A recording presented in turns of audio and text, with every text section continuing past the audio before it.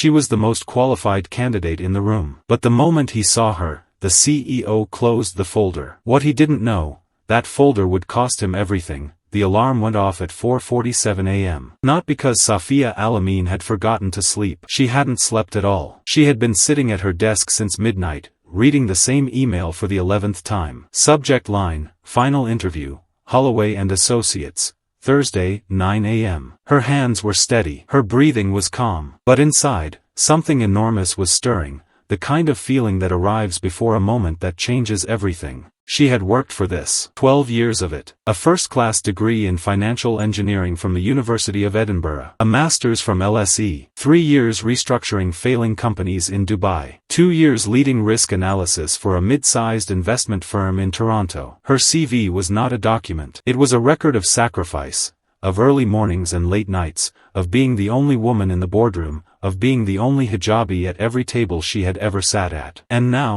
Holloway and Associates, the most prestigious financial consulting firm in New York. The kind of firm that didn't post job listings. You had to be invited. And Safiya had been invited. She stood at the window of her small apartment in Brooklyn. The city was still dark. Below, a taxi moved slowly through an empty intersection. She pressed her palm against the cold glass and whispered something, not to herself, but upward. A habit. A prayer. Oh Allah, if this is good for me, open the door. And if it is not, close it, and replace it with something greater. Then she straightened, put on her navy abaya, pinned her hijab, picked up the folder, and walked out the door. The elevator doors opened on the 34th floor at 8:51 a.m. Safiya stepped out into a lobby that felt more like a museum than a workplace. Everything here was designed to communicate one thing: power. Marble floors. A reception desk made of dark oak. On the wall behind it, framed certificates, Forbes covers, a handshake photo with a former U.S. president. The receptionist, a young blonde woman in a sharp gray blazer,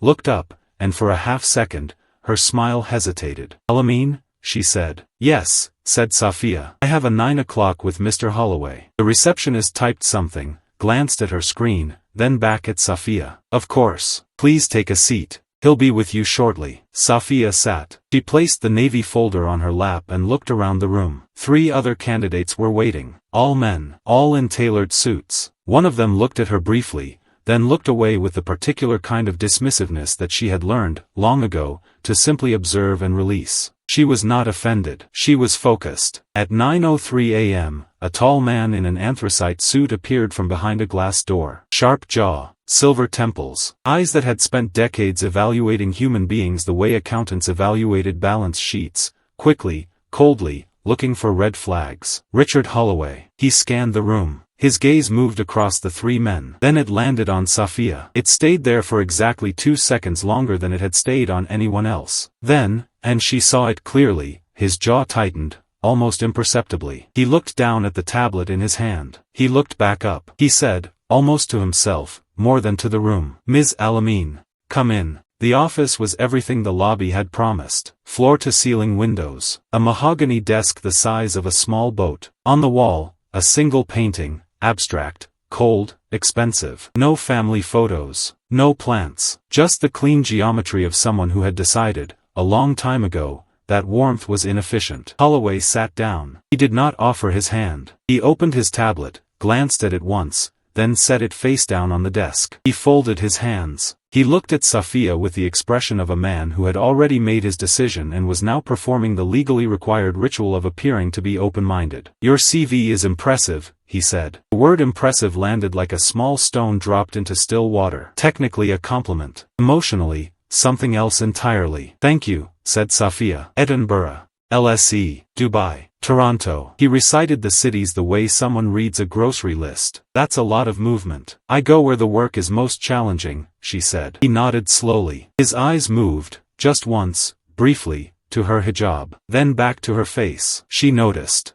She always noticed. But she did not move, did not shift, did not give him the discomfort of watching her be uncomfortable. We have a very specific culture here, Holloway said. Our clients are particular. They expect a certain kind of representation. Safiya looked at him evenly. Could you define particular? A pause. Not long, but long enough. Professional, he said. Consistent. I've restructured 3 companies in 5 years, said Safiya. My team's last project returned 42% above projected revenue. I think consistency might be one of my stronger qualities. Something moved across Holloway's face. Not respect, not yet, but the first tremor of something he hadn't expected to feel in this room today. Uncertainty. He reached for the folder, her CV. He slid it across the desk toward himself. He opened it. He read. And then he stopped. Richard Holloway was not a man who was easily surprised. In 31 years of building Holloway and Associates from a two-room consultancy into a firm managing $400 billion in assets, he had interviewed thousands of people. He had seen every kind of CV, every kind of credential, every kind of person trying to impress him. He had never been surprised by a CV. Until now. He read the line again, then a third time. His expression did not change, but the stillness of it changed. The way a lake looks different when something large moves beneath the surface. The line was not about her degrees, not about her years of experience, not about the revenue numbers, though those were extraordinary. It was 3 sentences, tucked quietly at the bottom of the final page, under a section she had titled simply, Other. In 2019, I identified and reported an internal financial irregularity at Crescent Capital Partners that, if unaddressed, would have resulted in the fraudulent loss of approximately $340 million in pension funds belonging to 12,000 retirees. I was asked by senior management to remain silent. I declined. Holloway looked up slowly. Crescent Capital, he said. Yes, said Safiya. You were the whistleblower. It wasn't a question. I was the person who told the truth, she said. Yes. A long silence followed. Outside the window, 34 floors below, the city went on, taxis, pedestrians, the ordinary machinery of a million lives. In this room, something was very still. Holloway knew Crescent Capital. Everyone in his industry knew what had happened there. The investigation, the arrests, the $340 million that had been returned, because someone had refused to be silent. He had read the news reports. He had wondered, privately, who that person was. He was looking at her now. You lost your position there, he said. I did, said Safiya. And the 2 years after that, the gap on your CV. I spent 18 months finding new employment, she said steadily, in an industry where the people I had reported were still highly connected. It was not a comfortable time, but you don't regret it. She looked at him with those calm, direct eyes. Mr. Holloway, she said, 12,000 people kept their retirement savings, their pensions, their dignity after a lifetime of work. She paused. No, I don't regret it. The interview ended at 10:22 a.m. Holloway walked Safiya to the elevator himself. He had not done that for any candidate in 11 years. His assistant, watching from across the lobby, made a note of it, not on paper, but in the way people remember things that break patterns. At the elevator, Holloway extended his hand. This time, he offered it. We'll be in touch by end of week, he said. Safiya shook his hand. Firm, brief, professional. Thank you for your time, Mr. Holloway. The doors closed. He stood there for a moment longer than was necessary. Then he turned and walked back toward his office, past his assistant, past the waiting room where the other candidates were still seated, and he closed the glass door behind him. He sat down. He looked at the folder. He looked at the line again. I declined. In 31 years, Holloway and Associates had survived 2 recessions, 1 major fraud lawsuit, not theirs, but a partner firm, and 3 industry crises. They had survived because Richard Holloway had, above everything else, valued one quality in the people around him: integrity. Real integrity. Not the kind printed on company websites. The kind that costs something. He reached for his phone. He called his COO, his most trusted partner of 19 years. James, he said. The Al-Amin candidate. Pull Crescent Capital's 2019 case file. Cross-reference the whistleblower's reported financial analysis with her CV timeline. A pause. And James, cancel the other interviews. James was quiet for a moment. Richard, are you certain? Holloway looked out at the Manhattan skyline. She's the most qualified candidate I've seen in a decade, he said. And she's the only one in that room who has already proved, at real personal cost, that she cannot be bought. He ended the call. Safiya stepped out of the Holloway and Associates building at 10:31 a.m. The October air hit her face, cold, clean, carrying the particular smell of Manhattan in autumn: coffee, exhaust, the ghost of last night's rain. She stood on the sidewalk for a moment, the navy folder under her arm, the city moving around her at its relentless pace. She didn't know about the phone call yet. She didn't know that upstairs, her file was being cross-referenced. She didn't know that the other interviews had been cancelled. She knew only what she always knew when she walked out of a room where she had been doubted. She had told the truth. She had been herself. The rest was not in her hands. She walked to a nearby park,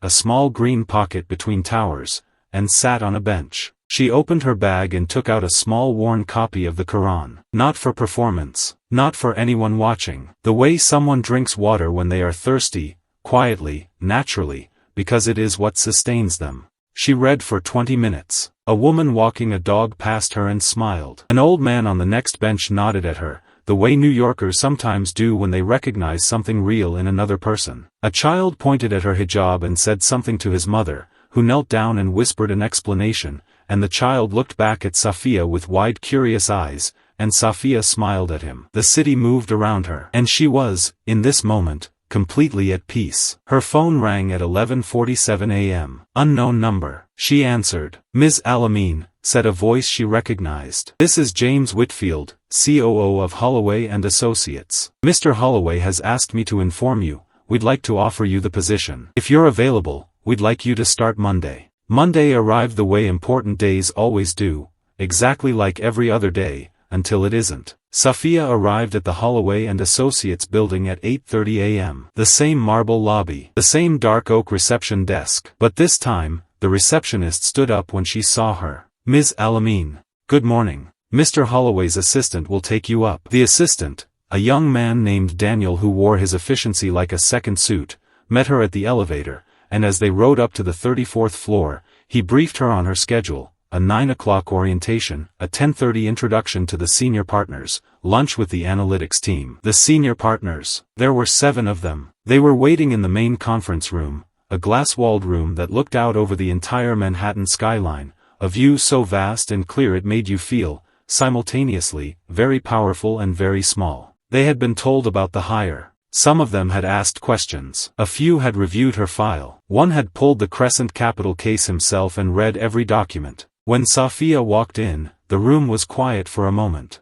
Not the quiet of hostility, something more complex than that. The quiet of people recalibrating. Holloway stood at the head of the table. He did something then that his assistant, in 11 years of working for him, would later say she had never seen him do before a new hire. He began the introduction with the Crescent Capital story. Not as a warning, not as a caveat, as the reason. The person joining us today, he said, looking around the table, made a decision in 2019 that most people in this room, myself included, if I'm being honest, might have struggled to make. She chose principle over comfort, truth over career safety. He paused. I want that quality in this firm. I have always wanted it. Today, we have it. One by one, the partners stood to introduce themselves. The last one, an older woman with gray braids and reading glasses pushed up onto her forehead, extended her hand to Safiya and said, quietly enough that only she could hear, it's about time.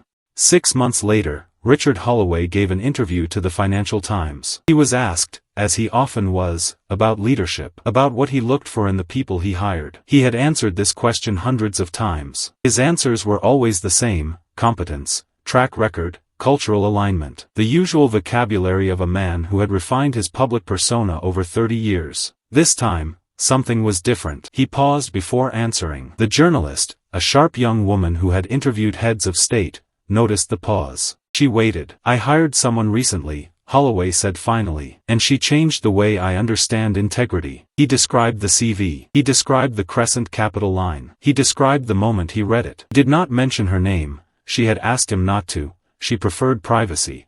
But he described what she had done, and why she had done it, and what it had cost her. She told the truth, he said, when it would have been far easier, and far more profitable for herself personally, to say nothing. She protected 12,000 people she had never met. And she was, for 18 months afterward, effectively blacklisted by an industry she had served with extraordinary dedication. He looked at the journalist. We talk a great deal in finance about risk, he said. We quantify it, we model it, we build entire departments around it. A pause. But we very rarely ask ourselves, what is the risk of hiring someone who will not lie to you? The risk, in that case, is zero. The benefit, as I have learned, is everything. The article ran on a Thursday. By Friday evening, Holloway and Associates had received over 400 unsolicited applications, many of them from professionals who wrote, in their cover letters, that they had heard about the firm's values and wanted to be part of them. Safiya read the article on her phone during her lunch break. She read it once. She put the phone face down on her desk, and she said, quietly, to no one in the room, Alhamdulillah. 3 weeks after the Financial Times article, Safiya received a letter. Not an email. A letter. Paper. Handwritten. Postmarked from a town in Ohio she had never heard of. She opened it at her desk on a Tuesday morning, with her coffee going cold beside her and the sounds of the office moving around her like a river. The handwriting was shaky, the handwriting of someone old, or unwell, or both. Dear Ms. Al-Amin, it began. You don't know me. My name is Margaret. I'm 74 years old. I spent 31 years working as a school librarian in Cincinnati. My entire retirement savings, $180,000, were in the Crescent Capital Pension Fund. Safiya put her coffee down. I don't know exactly what you did, the letter continued. I only know what my daughter read me from the newspaper. She said that someone, a young woman, had refused to stay quiet, and because of that, the money was recovered. My money. My husband's money. He passed in 2021. He never knew the money had been at risk. I thank God every day he didn't. Safiya's eyes were very still. I am writing to tell you that because of what you did,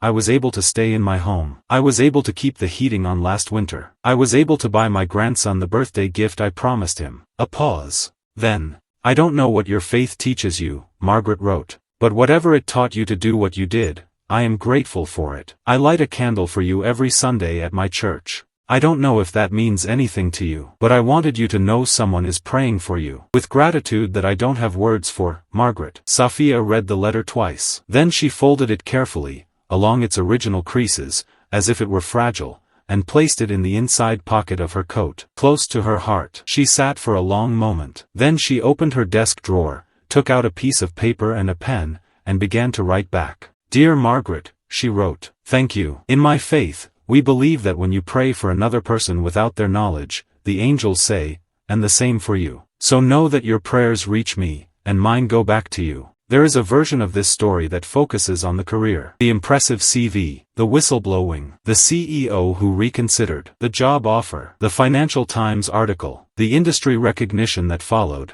because it did follow. Within a year, Safiya Al-Amin was being cited in leadership discussions. A business school in Boston invited her to speak. A non-profit focused on financial ethics made her an advisor. That version of the story is true, and it is worth telling. But there is another version, a quieter one. It is the version where a 32-year-old woman wakes at 4:47 a.m. in a small Brooklyn apartment and stands at a cold window and whispers a prayer before a day that could go either way. It is the version where she sits on a park bench and opens a worn Quran not because anyone is watching, but because she is thirsty and this is what she drinks. It is the version where she reads a letter from a 74-year-old woman in Ohio and folds it carefully along its original creases and puts it close to her heart. That version of the story is about something that does not appear on any CV. It is about what happens inside a person when they have decided, really decided, at the cellular level, in the place beneath strategy and calculation and fear, that they answer to something larger than any boardroom. That the approval they are seeking is not written in a hiring decision or a job offer or a Financial Times headline. It is about a woman who wore her faith like she wore her hijab, not as a statement, not as a performance, not as an identity to defend, but as the most natural thing in the world. As simply what she was. Richard Holloway was asked, in a later interview, whether he thought Safiya's faith had anything to do with her integrity. He thought about it for a long moment. I think, he said carefully, that for her, they're the same thing. And they were. And they are. For whoever is reading this and has ever been doubted in a room, the folder they close is never the final word. What you carry inside you, the truth you refuse to compromise, the prayer you whispered before a hard morning, the letter you wrote back to a woman in Ohio, that is the record that actually matters. Keep going. Alhamdulillah.